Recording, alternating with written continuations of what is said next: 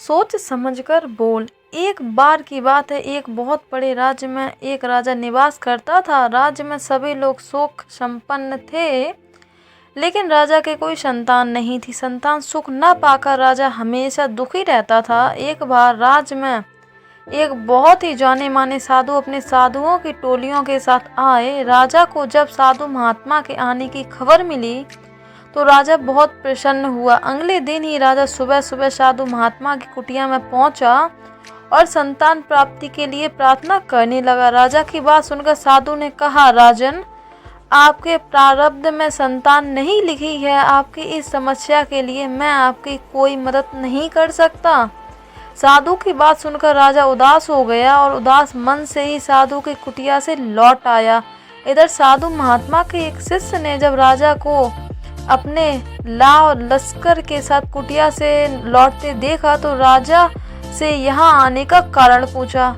राजा ने अपनी समस्या साधु के शिष्य समक्ष रखी। शिष्य ने राजा को आश्वासन दिया कि राजा, आप चिंता ना करें, आपकी मनोकामना जरूर पूरी होगी। शिष्य की बात सुनकर राजा प्रसन्न मन से महल में लौट गया। इधर साधु महात्मा को जब शिष्य और राजा की वार्ता का पता चला तो वह शिष्य पर बहुत नाराज हुए। और जब राजा के भाग्य में संतान प्राप्ति नहीं थी तो तुमने राजा को संतान प्राप्ति का आश्वासन क्यों दिया? गुरुजी की बात सुनकर शिष्य बोला, गुरुजी, राजा को उदास देखकर मेरे मुंह से निकल गया, अब मैं क्या करूं? गुरुजी ने शिष्य को कहा, अब अपने वचन के कारण तुम्हें ही राजा के घर पुत्र बनकर जन्म लेना पड़ेगा। सही समय आने पर तुम्हें ही राजा के घर पर एक पुत्र के रूप में जन्म लेना होगा। अब कुछ समय बाद राजा के घर में एक पुत्र का जन्म होता है। राजा का पुत्र सब शुभ लक्षणों से संपन्न था, पर उसमें एक दोष था कि उसके मुंह से कुछ नहीं बोलता था। राजा ने दूर दूर के कई जाने माने वैद्य हकीम बुलाए, लेकिन कोई फायदा नहीं हुआ। राजा ने पूरे राज्य में खबर करवा दी कि जो भी राजकुमार को बुलवाएगा उसे 1 लाख रुपए इनाम का दिया जाएगा। कई लोग महल में आए, उन्होंने कई तरह के उपाय किए, लेकिन कोई फायदा नहीं हुआ। समय बीतता रहा। समय के साथ साथ राजकुमार भी बड़ा हुआ। एक दिन राजकुमार को सैनिकों के साथ जंगल में शिकार के लिए गया।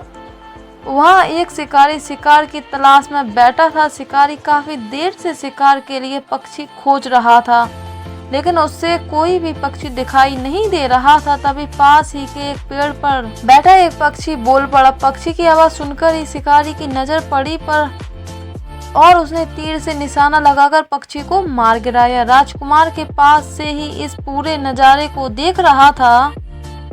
पक्षी के शिकार बनते ही राजकुमार बोल पड़ा। बोला तो मरा। राजकुमार के बोलने पर सब आश्चर्यचकित हो उठे और तुरंत राजकुमार को लेकर राजा के पास पहुंचे।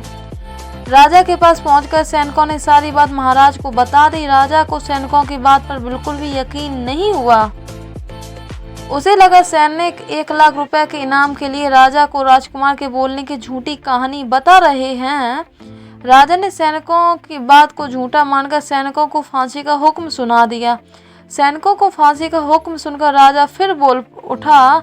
बोला तो मरा। राजकुमार की बात सुनकर राजा को बड़ा आश्चर्य हुआ। राजा ने राजकुमार से साफ साफ पूरी बात बताने का आग्रह किया। राजकुमार ने महाराज को प्रणाम किया और बोला, महाराज, मैं वही साधु हूँ जिसने संतान प्राप्ति का आशीर्वाद दिया था। आपके भाग में संतान नहीं थी, लेकिन मैं भूल गया और मुझे आपके घर संतान बनकर जन्म लेना पड़ा। अगर मैं ना बोलता तो मुझे मरकर पूर्ण जन्म ना लेना पड़ता। ऐसे ही शिकार के वक्त अगर वह पक्षी ना बोलता तो वह भी नहीं मरता। अगर सैनिक मेरे बोलने का समाचार आपको ना सुनाते तो उन्हें भी फांसी की सजा ना होती। यह सब बिना सोचे समझे ही बोलने का परिणाम है, इसलिए मेरे मुंह से निकला। बोला तो मरा। अब मैं भी जाता हूँ क्योंकि मैं भी बोल गया। बस इतना कहकर राजकुमार मर गया। इसलिए कहा जाता है कि बिना सोच विचार के कभी भी नहीं बोलना चाहिए। आई होप आपको इस कहानी से बहुत कुछ सीखने को मिला होगा। कहानी को लास्ट तक सुनने के लिए आपका बहुत बहुत धन्यवाद।